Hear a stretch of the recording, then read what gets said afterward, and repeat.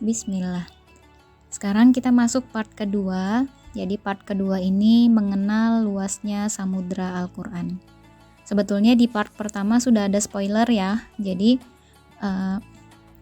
ketika saya kenal majelis di kelas-kelasnya Umi Wanti, disitulah sebetulnya saya tahu kalau ternyata samudra Al-Quran itu sangat luas. Yang kita tahu mungkin cuma Al-Fatihah sampai Anas dengan bacaan yang sudah kita kenal dari guru kita sewaktu TPA sewaktu kecil. Tapi ternyata ketika sudah kenal dengan Umi Wanti dan Umi Wanti juga mengenalkan ke majelisnya Syekh Nova, ternyata Al-Quran itu tidak hanya satu bacaan saja. Ternyata Al-Quran itu ada 10 qiraat, 20 riwayat, dan 1000 thoriqoh. Dan seluas itu tidak mungkin kita langsung selami sekaligus. Jadi kita pasti butuh proses, kita pasti butuh sedikit demi sedikit langkah untuk menuju ke sana. Jadi ketika kita belajar matan Jazari, ketika kita belajar matan Tuhfah, kita belajar thoriqoh riwayat Hafs, itu sebetulnya hanya sebagian kecilnya saja. Karena kita nanti akan tashih bacaan, sudah benar atau belum bacaan kita, kemudian tashih secara umum. Kalau tashih bacaan itu ada tashih huruf, ada tashih kalimat, maka yang berikutnya adalah menghafalkan seluruh Al-Quran dalam satu riwayat itu dari Al-Fatihah sampai An-Nas. Kemudian dengan satu hafalan itu nanti kita bisa mulai menyelami samudra yang lain dengan belajar riwayat bacaan yang lain. Nah dari situlah kita tahu kalau ternyata kita tuh belum apa-apa gitu. Apa yang sudah kita punya hari ini ternyata tidak bisa kita banggakan karena pasti ada yang lebih tinggi lagi, pasti ada yang lebih tinggi lagi, dan pasti ada yang lebih tinggi lagi. Jadi memang ini adalah perjalanan yang panjang yang butuh bekal yang sangat banyak, dan bekalnya itu adalah niat yang lurus dan istiqomah. Karena sebesar apapun energi, kalau kita berhenti di tengah jalan, kita nggak akan pernah sampai. Jadi istiqomah itulah yang akan menjadi bekal awal setelah niat yang lurus. Karena di tahun 2019 itu saya sudah dapat syahadah fashohatul lisan, jadi akhirnya saya juga mulai percaya diri untuk menghafalkan Al-Quran lagi. Jadi sejak yang waktu itu ditolak sama lembaga karena bacaan Al-Quran saya masih jauh dari standar, itu saya stop dulu untuk hafalan Quran karena fokus untuk memperbaiki bacaan gitu. Ini pilihan ya, jadi artinya bukan berarti teman-teman ketika bacaannya belum bagus terus nggak menghafal lagi, bukan. Ini hanya pilihan. Saya tipe yang kalau punya satu botol, udah saya fokus untuk memasukkan botol tersebut. Jadi misalkan kapasitas diri saya adalah 1 liter dan saya sebetulnya punya banyak botol untuk diisi. Saya lebih memilih untuk memenuhi 1 botol dulu, kalau udah penuh baru botol yang lain. Mungkin ada teman-teman yang tipenya udah nggak apa-apa semuanya diisi meskipun sedikit-sedikit, nggak apa-apa, nggak masalah. Jadi dikembalikan kepada kemampuan dan kebutuhan masing-masing. Nah pada saat itu karena saya merasa perlu memperbaiki bacaan dulu baru menghafalkan lagi, maka saya perbaiki bacaannya. Nah karena sudah dapat syahadah fashohatul lisan, jadi bismillah saya mulai melanjutkan hafalan lagi. Yang dulu baru sampai di sepertiga bagian dari Al-Quran itu. Dan di tahun 2019 itu juga saya mengazamkan pokoknya setoran setidaknya ziyadah untuk hafalan 30 juz itu saya selesaikan gitu. Ini baru ziyadah ya, jangan tanya apakah saya sudah mutkin atau belum, masih jauh dari mutkin. Tapi saya mau ngasih tahu ke diri saya sendiri, kamu kalau nggak pernah menyelesaikan hafalan Quran, mau kapan lagi? Karena kita nggak akan pernah selesai untuk memurojaah 1 juz. Jadi kadang kita nggak mau melanjutkan menghafal Quran itu karena takut juz yang sudah dihafal itu hilang, Padahal kalau kita murojaah itu terus, kita akan kehilangan kesempatan untuk mencintai ayat yang lain, untuk memberikan hak dari ayat-ayat yang lain. Jadi saya berprinsip bahwa setiap juz, setiap ayat Al-Quran itu punya hak untuk kita hafalkan, punya hak untuk kita murojaah.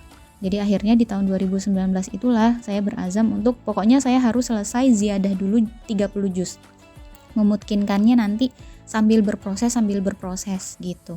Dan alhamdulillah diberi rizki oleh Allah di tahun yang sama, di tahun 2019 saya menyelesaikan ziyadah 30 juz sekaligus mendapatkan sanad jazari dari Syekh Hanufah Maulana. Nah, gimana ceritanya? Jadi ceritanya sambil saya mempersiapkan untuk ujian sama Syekh, jadi kan bikin catatan, kemudian mengajar online ataupun offline sambil ngomong bayi. Altan pada waktu itu sudah 3 tahun ya, udah hampir 3 tahun, jadi sudah mulai mandiri, dan itu Masya Allah membantu banget gitu. Bahkan Altan itu hafal beberapa bait dari matan Jazari karena emang setiap hari saya ajak ke majelis gitu. Dia bahkan bisa ada ide udah gitu karena mungkin majelis yang dia dengar setiap hari adalah majelis yang seperti itu gitu.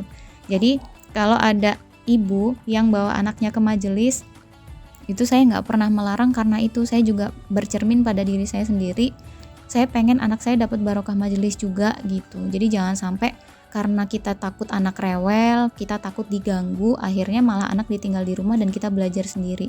Jangan. Justru mungkin ketika kita bawa anak ke dalam majelis, mungkin seandainya kita tidak sempurna ilmu yang didapatkan di hari itu atau di majelis itu, mungkin justru barokahnya itu datang kepada anak kita gitu. Mungkin ketika kita belum bisa mumtaz di situ, mungkin justru anak kita yang lebih baik lagi, anak kita yang lebih yang diberi rizki oleh Allah ilmu lebih banyak lagi gitu.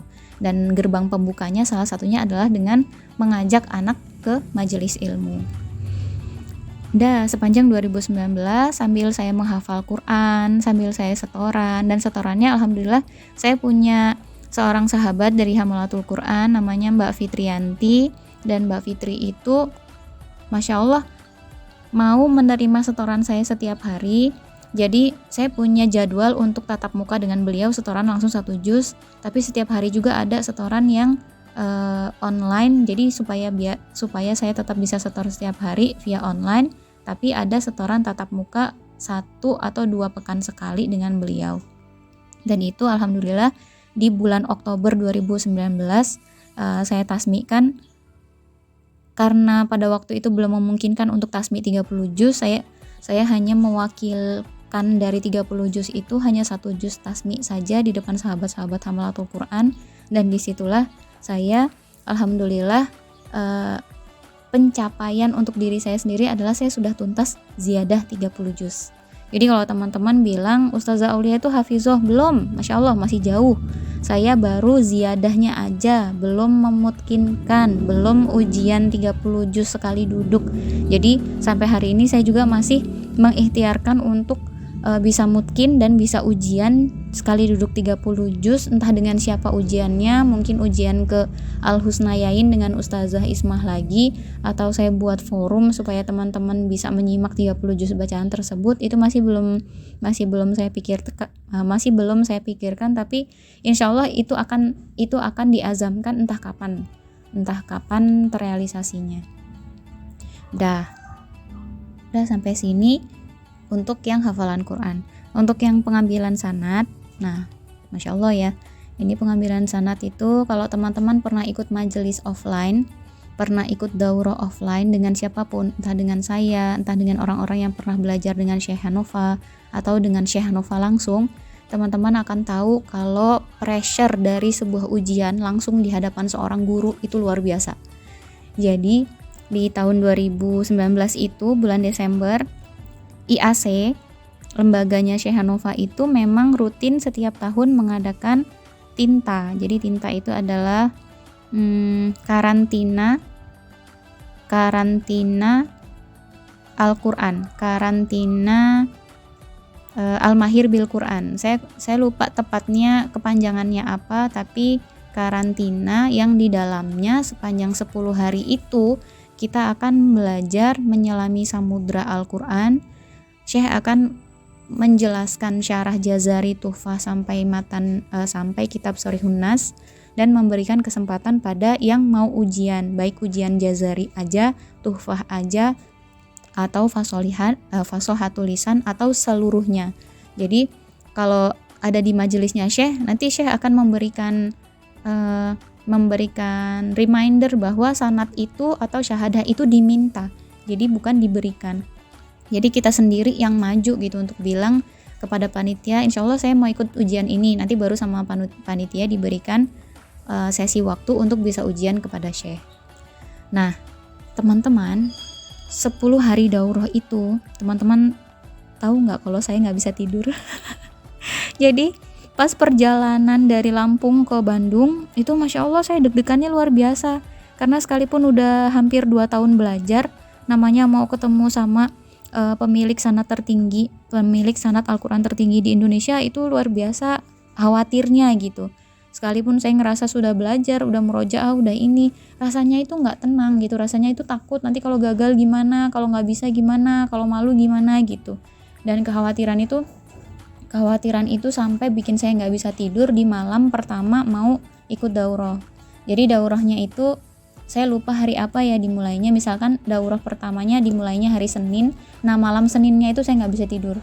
Jadi sampai jam 1 itu saya masih chatting sama temen, tolong doain biar saya bisa tidur gitu, karena takut kan kalau kita nggak bisa tidur besok daurah kita nggak bisa fokus gitu sama materinya.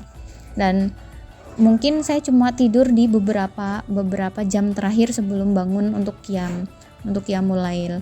Tapi Masya Allah ketika pertama kali Syekh datang untuk daurah, untuk hari pertama daurah, dan ketika beliau mulai menjelaskan, memberikan hikmah, menyapa kami semua, itu langsung hilang semua kekhawatiran. Ya Allah, iya ya 10 hari itu masih ada waktu kok untuk belajar sama Syekh, masih ada waktu untuk nanya sama Syekh, masih ada waktu untuk menunjukkan azam terbaik sampai tiba di garis finish nanti gitu. Jadi udah, akhirnya saya meyakinkan pada diri sendiri kalau usahakan yang terbaik aja. Kalau batas kemampuan kita adalah dengan belajar sampai 1000 km, jadi jangan langsung berhenti di 500 km. Kalau masih bisa lari lebih jauh lagi, lari lagi sampai batas kemampuan. Jadi saya menunjukkan azam untuk belajar itu dengan sama sekali tidak melewatkan kesempatan di majelis. Jadi misalnya majelis itu dimulainya jam 1, itu jam 1 kurang saya udah ada di situ. Majelis misalnya dimulainya diakhiri di jam berapa. Nah, setelah selesai majelis itu saya langsung ke kamar untuk istirahat. Karena istirahat itu penting banget supaya kita bisa fokus untuk majelis yang berikutnya. Karena banyak banget teman-teman yang kena angin goib angin goib ya. Jadi lagi daurah terus tiba-tiba udah tidur gitu. Sebenarnya nggak niat tidur, cuma karena saking ngantuknya gitu, saking capeknya akhirnya nggak kerasa kok mata itu terpejam gitu. Dan saya nggak mau kayak gitu. Jadi sepanjang daurah, bayangin ya 10 hari daurah itu kita mulai daurahnya jam 5 pagi, bada subuh itu langsung daurah. Nanti istirahat jam 7 atau jam setengah 8 untuk MCK, terus masuk lagi sekitaran jam 9 daurah lagi, selesai jam 12, masuk lagi jam 1, selesai jam 3, masuk lagi jam 4, selesai jam 6, masuk lagi jam 7, selesai jam 8, dan sampai jam 11, maksimalnya jam 11. Jadi biasanya sesi malam itu karena banyak yang curhat, jadi sampai jam 11 itu sama Syekh masih diladeni untuk pertanyaan-pertanyaan. Dan itu selama 10 hari loh, bayangin ya, dari jam 11 sampai subuh lagi. Dan seperti itu dengan kepadatan materi dan dengan jam tidur yang kurang, untuk kondisi biasa mungkin kita akan tumbang. Dalam kondisi tidak siap mungkin kita akan sakit gitu, karena ada beberapa teman yang sudah masuk angin, yang sudah minta pulang ke daerahnya masing-masing, karena kan ini kan untuk seluruh Indonesia. Ada beberapa peserta yang itu sudah sepuh dan tidak kuat untuk mengikuti. Kebetulan daurahnya juga di Lembang yang dingin banget. Akhirnya beliau hanya bisa di daurah awal, tapi pada akhirnya izin untuk pulang duluan. Seperti itu. Jadi karena saya mengazamkan untuk tidak mau melewatkan sedikit pun, dan alhamdulillah disupport juga sama suami, Masya Allah. Jadi suami awalnya kan hanya mau nganter, terus nanti saya dan Altan itu ikut daurah 10 hari, nanti dijemput lagi gitu. Tapi mungkin karena beliau rasa cintanya Masya Allah, rasa cintanya kepada istrinya itu sangat besar. Jadi beliau itu sampai nyewa kosan di dekat asrama tempat kami melakukan daurah itu. nyewa kosan untuk supaya saya bisa charging lagi gitu. Jadi pulang daurah jam 11 malam itu saya jalan ke kosan, ketemu sama Altan, ketemu sama ayahnya, cerita-cerita dulu sampai jam 12-an, habis itu tidur. Nanti subuh saya datang lagi ke daurah gitu. Jadi kalau teman-teman mukim di asrama, saya pergi pulang ke kosan untuk menjumpai Altan dan ayahnya untuk isi ruh itu, untuk isi energi itu gitu. Jadi disemangatin lagi, nanti saya berangkat lagi. Dan seperti itu sampai 10 hari. Dan alhamdulillah setiap kali sesi belajar itu kan Syekh biasanya ngasih tantangan ya, ngasih soal gitu. Misalnya di bab makhraj gitu. Siapa yang sudah hafal bab makhraj? Nanti angkat tangan berapa orang? Misalnya 10 orang maju. 10 orang maju. Habis itu nanti dibikin battle. Coba misalkan makhrajnya huruf ini langsung tunjuk. Misalnya makhraj huruf lam. Siapa? A. Jawab. Kalau nggak bisa jawab, gugur, mundur. Habis itu misalkan makhrajnya huruf dot, terus siapa yang dapat. Jadi setiap kali dia tidak bisa jawab, itu disuruh mundur, disuruh duduk lagi gitu. Dan setiap kali tantangan itu, percaya atau tidak teman-teman, saya selalu yang terakhir. Jadi saya selalu tersisa di peserta terakhir yang tidak ikut duduk. Dan bahkan sama Syekh kadang tuh suka gini, kita cek ya, ini terakhir, ini satu-satunya peserta yang tersisa, benar-benar memang dia bisa atau karena beruntung gitu. Jadi sebelum selesai biasanya saya dikasih soal lagi sama Syekh, yang ketika soal itu ditanyakan, saya harus bisa jawab cepat gitu. Jadi biasanya Syekh ngasih waktunya 5 detik. Jadi dalam waktu 5 detik itu harus bisa terjawab soalnya. Dan teman-teman percaya atau tidak, atas izin Allah, setiap soal yang diberikan kepada saya bisa jawab dan itu benar. Jadi setiap tantangan di daurah, dari hari pertama sampai hari terakhir, setiap tantangan itu bisa saya jawab dan itu saya benar jawabannya. Masya Allah gitu. Jadi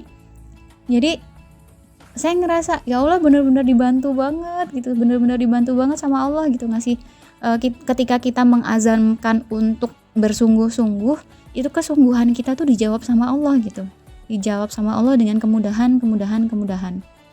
Jadi sepanjang 10 hari daurah itu gak putus-putus berdoa, ya Allah mohon dimudahkan, ya Allah mohon dimudahkan. Dan dengan azam yang besar itu akhirnya sama Allah disampaikan di hari terakhir, di hari ke-10, hari ke-9 sebetulnya ya, hari ke-9 malam ke-10 untuk ujian. Jadi ujian yang pertama saya tasmikan bacaan dari matan Jazari bait 1 sampai terakhir kepada musyrifah.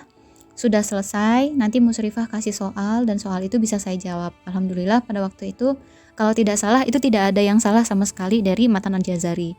Kemudian sesi ujian berikutnya adalah fashatul lisan. Jadi saya tasmikan bacaan dari Hamzah sampai Ya.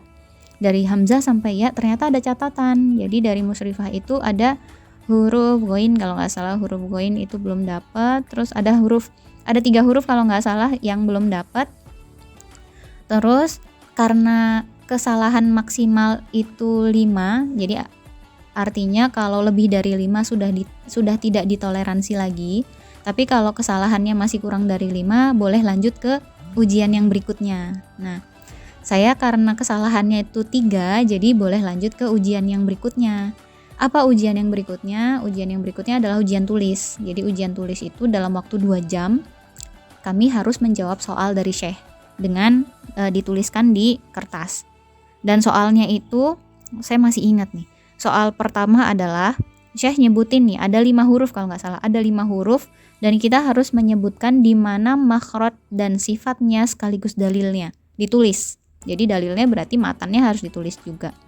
Kemudian soal yang kedua, kami harus menyebutkan 10 imam qiraat dan 20 rawinya beserta dari mana mereka asalnya. Soal ketiga pada waktu itu kami harus menjelaskan bab halaqatul harfain. Dan tidak mungkin bab halaqatul harfain itu dijelaskan dengan tulisan kan kelamaan. Akhirnya saya bikin bagan. Jadi teman-teman kalau lihat bagan halaqatul harfain yang ada di Muhdah, itulah yang saya jawab di ujian tulis. Dan soal yang keempat adalah soal tentang bab mat. Jadi kita harus menjelaskan tentang bab mat. Dan sekali lagi teman-teman silahkan cek bagan yang di muhda bab mat, dan itulah yang saya tulis di jawaban di ujian tulis. Soal terakhir kalau nggak salah tentang kaifiatul wukuf kalau nggak salah ya, saya lupa soalnya. Karena waktunya cuma 2 jam, tapi karena harus menulis banyak, itu saya belum selesai, waktunya udah habis. Udah 2 jam kan teman-teman yang lain udah pada ngumpul. Saya itu belum ngumpul karena jawabannya itu belum lengkap gitu. Ustazah boleh minta waktu tambahan, ini belum selesai gitu. Nah, mungkin karena musyrifahnya juga ngelihat, oh saya masih bisa nulis, jadi udah nggak apa-apa teh dilanjut aja katanya. Jadi saya boleh lanjut sampai selesai jawabannya baru dikumpul. Masya Allah, setelah itu selesai, itu musyrifah itu pada deketin, barokallah teh Aul. Jadi saya di situ dipanggilnya teh Aul karena Syekh manggilnya teh Aul gitu. Jadi semua yang ada di majelis manggil saya teh Aul. Barokallah itu karena udah nyampe ya, udah selesai ujian tulis ya, bukan berarti saya udah lulus gitu. Tapi karena udah banyak yang nyalamin, banyak yang ngasih selamat, jadi Masya Allah saya pokoknya semangat lah, habis ini kalau lulus berarti besok harus munakosyah sama Syekh. Jadi malam itu saya udah nggak belajar lagi, terus paginya saya udah nggak belajar lagi, fokus untuk sholat, fokus untuk doa, fokus untuk zikir, pokoknya minta bantuan sama Allah. Ya Allah, saya udah belajar nih setahun ini, udah kayaknya udah mampet gitu otaknya, udah nggak bisa mikir lagi gitu. Jadi kita udah nggak bisa mengandalkan isi kepala kita lagi gitu, apalagi yang bakal kita andalkan kalau bukan kekuatan, bukan bantuan, bukan pertolongan dari Allah kan gitu. Jadi saya nangis sebanyak-banyaknya di situ. Ya Allah, please gitu, pengen banget dapat sanad please. Jadi bahkan saya sampai bilang, ya Allah saya pengen banget dapat sanad. Karena awalnya gini, saya pikir sanad itu untuk apa ya, yang penting kan kita belajar sungguh-sungguh aja, yang penting apa yang sudah kita dapatkan kita amalkan, yang penting apa yang sudah kita dapatkan itu bisa kita ajarkan kembali kepada orang lain. Ternyata saya baru tahu kalau sanad itu begitu berharga itu ketika daurah itu. Jadi bayangkan ya teman-teman, melihat sebuah silsilah dari Rasul Shallallahu Alaihi Wasallam, ke bawahnya misalnya Ali bin Abi Thalib, ke bawahnya lagi misalnya Abdullah bin Habib As-Sulami, ke bawahnya lagi, dan di paling bawah itu ada nama kita.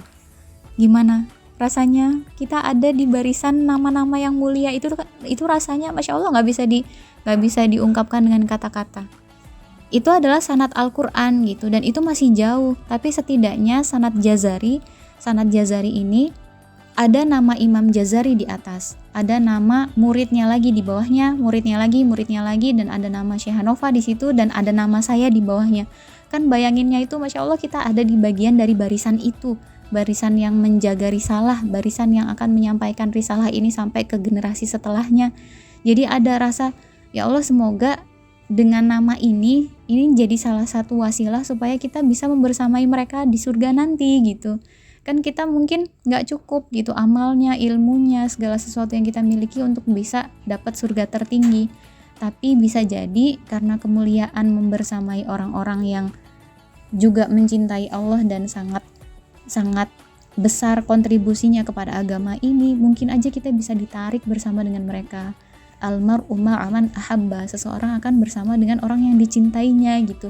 Ya Allah, ini modal cinta deh gitu, dan saya menunjukkan pokoknya kesungguhan ini yang sudah maksimal, yang sudah bisa saya dapatkan.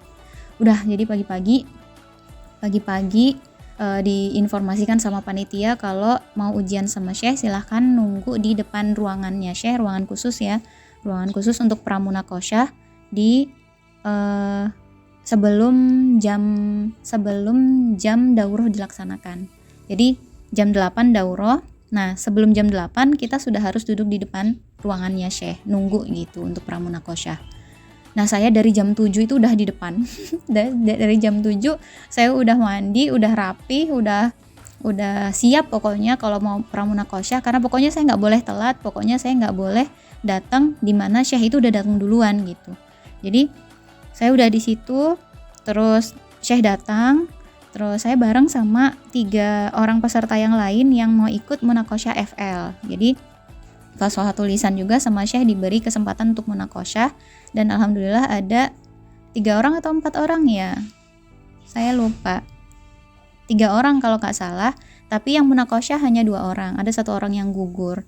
Nah, satu yang saya ingat itu namanya Hanif, dia adalah mahasiswa ITB, satu lagi Sena itu pilot kalau nggak salah ya, pilot atau masih sekolah di sekolah yang nanti ketika lulus dia akan menjadi pilot gitu. Yang satu lagi, nah dia gugur, jadi tidak ikut munakosyah. Nah, waktu pramunakosyah itu sebetulnya kan waktunya santai ya. Jadi dengan posisinya kita masih duduk-duduk di berandanya ruangan Syekh, dan soalnya itu sebenarnya santai. Tapi karena ada 1 atau 2 soal yang tidak bisa saya jawab, saya udah mulai panik gitu. Tapi alhamdulillahnya, jadi soal yang tidak bisa saya jawab adalah ketika Syekh itu ngasih misalnya Auli ketika wakof dibacanya ada berapa cara? Nah, saya jawab satu cara dengan sukun. 1, 2, 3 cara dengan sukun. Jadi 2 harokat, 4 harokat, 6 harokat, 3 cara dengan sukun. Kemudian 1 cara dengan roum. Jadi kan auli kan bisa pakai roum. 1 cara yaitu 2 harokat dengan roum. Nah, ditanya oleh Syekh dalilnya roum, saya sebutkan yang di matan Jazari, tapi Syekh mintanya di matan Syatibi. Jadi saya cuma bisa jawab waroumuka. Apa ya Syekh, saya belum ingat itu, saya belum hafal gitu. Karena yang saya hafalkan itu baru matan Jazari dan Tuhfah. Jadi matan Syatibi itu beberapa dalil yang diberikan oleh Syekh untuk dalil tambahan di syarah Jazari itu belum bisa saya hafal, belum bisa saya hafalkan mungkin, dan qadarullah waktu ujian juga saya nggak bisa jawabnya gitu. Jadi sebenarnya saya merasa kalau saya itu tidak sempurna waktu pramunakosyah, tapi alhamdulillah sama Syekh itu masih diizinkan. Udah nggak apa-apa, nanti maju munakosyah. Jadi munakosyah dalam kondisi naik ke atas panggung, di situ ada Syekh, di situ ada peserta yang akan diuji, dan ada juga teman-teman kita yang selama 10 hari ikut daurah itu menyaksikan. Dari situ ada Umi Wanti juga, ada panitia, ada para santri IAC itu menyaksikan munakosyah itu. Dan di situ pokoknya yang jadi modal utama saya adalah ketenangan menjawab.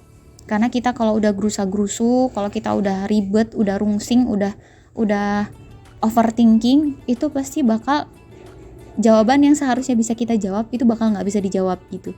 Jadi ya udah, oke, bismillah. Jadi yang penting jernih pikiran dulu, hatinya tenang dulu, minta pertolongan sama Allah, udah bismillah jawab. Dan selama munakosyah, untuk soal-soal yang berhubungan sama matan Jazari, untuk soal-soal yang berhubungan sama syarah Jazari secara keseluruhan, insya Allah saya bisa jawab semua. Tapi yang tidak bisa saya jawab adalah yang dalil dari matan Syatibi. Jadi ternyata sama Syekh diulang lagi pertanyaan itu. Qadarullah kok pada saat itu saya masih belum hafal lagi. Jadi sebenarnya saya sudah menghafalkan di jeda antara pramunakosyah sampai munakosyah, tapi kok pada saat itu tuh ternyata saya cuma bisa menyebutkan 1 kolom aja. Seharusnya kan 1 bait itu kan ada 2 kolom, kolom 1 dan kolom 2. Saya cuma bisa menjawab dengan 1 kolom. Jadi kata Syekh, ya udah berarti nggak dapet nilai tambahan, kata Syekh gitu.